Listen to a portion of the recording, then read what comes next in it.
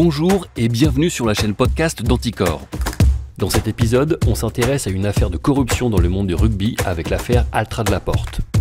On retrouve tout de suite Rémi et Aurore du groupe Anticor Paris. Bonjour Rémi. Salut Aurore. La Coupe du Monde de rugby organisée par la France vient de se terminer. Et j'imagine qu'en grand fan du 15 de France, tu dois être un peu déçu de la performance de nos Bleus, non Ils avaient pourtant une belle préparation depuis 4 ans. Oui, c'est vrai que nous attendions tous une meilleure issue pour l'élite du rugby français. D'ailleurs, je te cache pas que l'extra-sportif a sérieusement compliqué ce début d'année. Le procès Laporte-Altrad, qui s'est tenu en décembre dernier, à Paris, n'était pas tellement de bon augure, il faut le dire. Tu parles du jugement rendu par le tribunal correctionnel de Paris le 13 décembre 2022, c'est ça? Oui, tout à fait. Condamnation de Bernard Laporte et Moed Altrad, donc reconnaissance de leur culpabilité pour des infractions de corruption, de prise illégale d'intérêt et de trafic d'influence.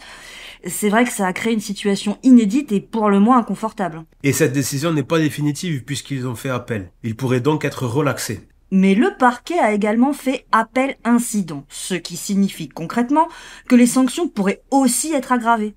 Rémi, Oui, est-ce que tu pourrais nous expliquer ce qui s'est passé et pourquoi Bernard Laporte et Moed Altrad sont poursuivis? bien sûr. Commençons par présenter les deux protagonistes. D'une part, Bernard Laporte, ancien joueur du 15 de France, ancien entraîneur, ancien secrétaire d'État au sport sous Nicolas Sarkozy et désormais ancien président de la fédération. D'autre part, Moed Altrad, homme d'affaires et propriétaire du club de Montpellier. Connu dans le monde du rugby pour avoir acquis ce club en perdition en 2011, alors qu'il a dit lui-même à l'audience qu'à l'époque, il ignorait tout de ce milieu et qu'il était fier d'avoir obtenu le titre de champion de France 10 ans plus tard en 2022.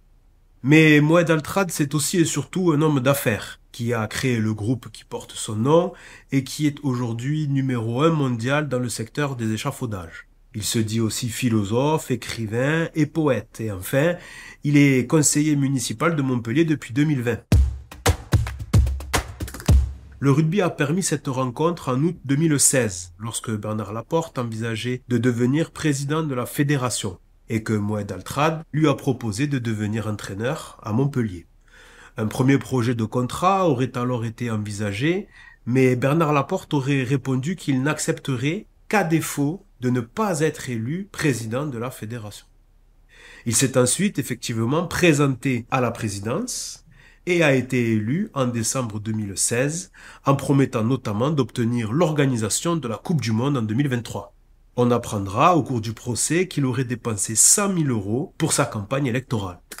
Il est clair que cette arrivée à la tête de la fédération ne s'est pas faite dans la joie et la bonne humeur, puisque rapidement, un conflit est survenu avec la Ligue nationale de rugby et que par ailleurs, les méthodes de la nouvelle équipe ont entraîné le départ d'une dizaine de cadres dirigeants et non des moindres.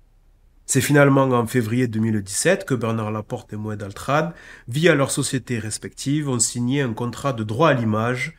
En sa qualité de président de la FFR, Bernard Laporte s'engageait à réaliser 4 opérations de communication pour le groupe Altrad, et en contrepartie desquelles il serait rémunéré 150 000 € hors taxes via sa propre société.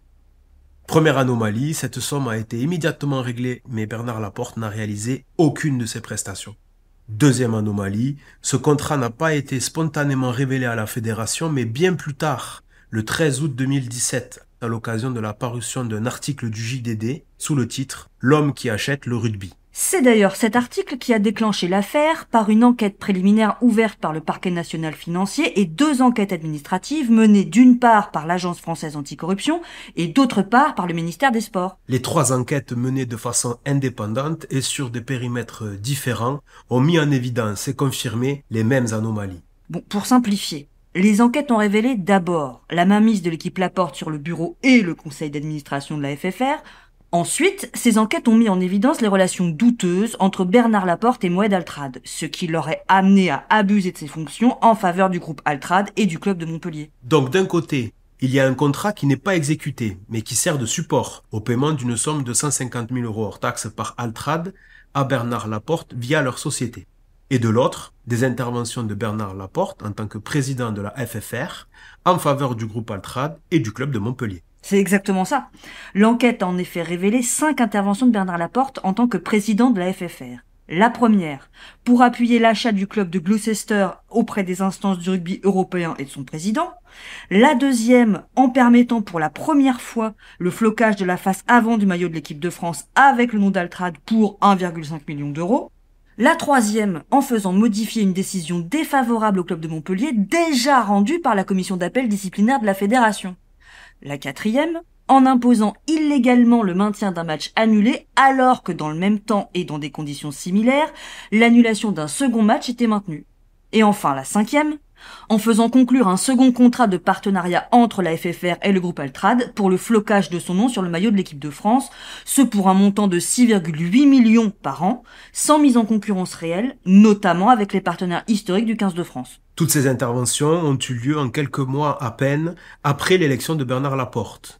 Et ce qui frappe, c'est la rapidité avec laquelle il a répondu sans sourciller aux sollicitations de Moued Altrad, y compris les plus douteuses. Le tribunal a reconnu la culpabilité de Bernard Laporte et Moued Altrad et les a condamnés en conséquence à 18 mois de prison avec sursis. Mais il y a surtout 3 choses importantes à retenir dans ce jugement. Les 3 infractions de corruption, trafic d'influence et prise illégale d'intérêt ont été retenues ensemble.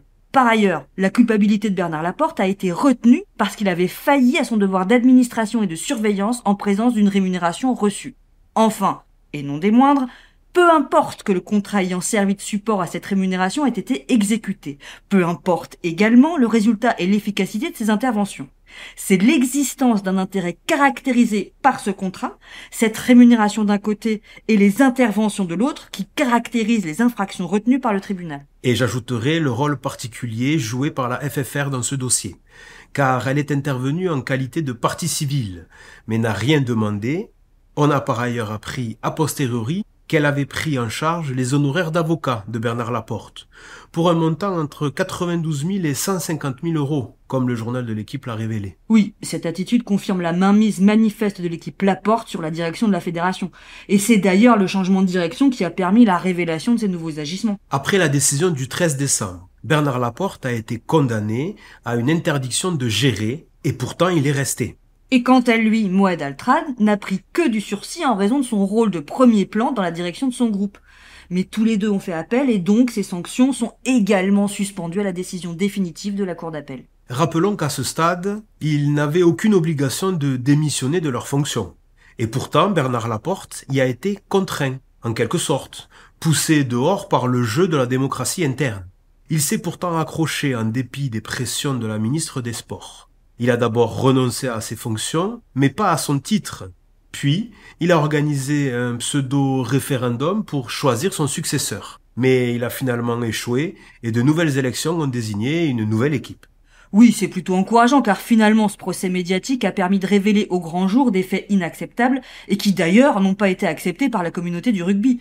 Ce résultat démocratique est plutôt bon signe. Sans doute, mais soyons prudents. La lutte contre la corruption passe par une vigilance constante et une prévention interne.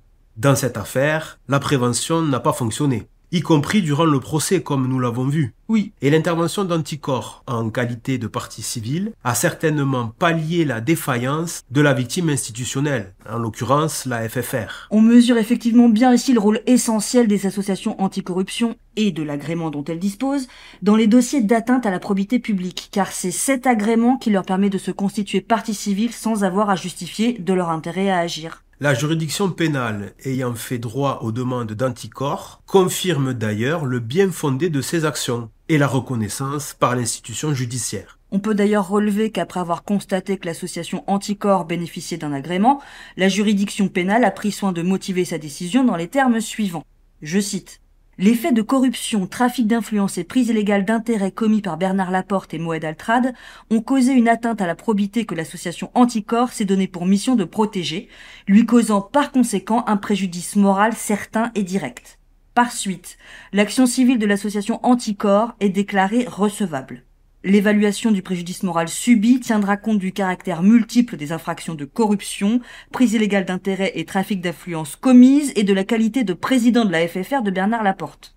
L'intérêt protégé par l'association partie civile est en effet singulièrement lésé par des atteintes à la probité dans le monde du sport et plus particulièrement du rugby, qui bénéficie usuellement d'une image positive, notamment en termes d'apprentissage des valeurs collectives, au rang desquelles l'intégrité d'ailleurs mise en avant dans la communication de la FFR. Fin de citation. Pourtant, dans le même temps, la juridiction administrative de Paris a annulé pour excès de pouvoir le renouvellement de l'agrément d'Anticor.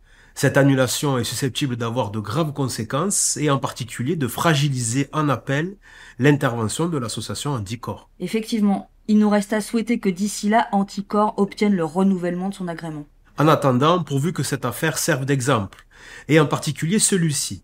On a beau avoir œuvré pour obtenir une Coupe du Monde ou être leader mondial dans son secteur, on n'en demeure pas moins responsable pénalement. D'ailleurs, et pour finir, je crois que les deux protagonistes ont renouvelé leur relation. Tu as tout à fait raison, Aurore. 1 an après leur condamnation en première instance, Moed Altrad a recruté Bernard Laporte comme directeur du rugby dans son club de Montpellier. Pour plus d'informations sur cette affaire, rendez-vous sur anticor.org. Si vous avez aimé ce podcast, n'hésitez pas à le partager et à vous abonner à notre chaîne. À bientôt!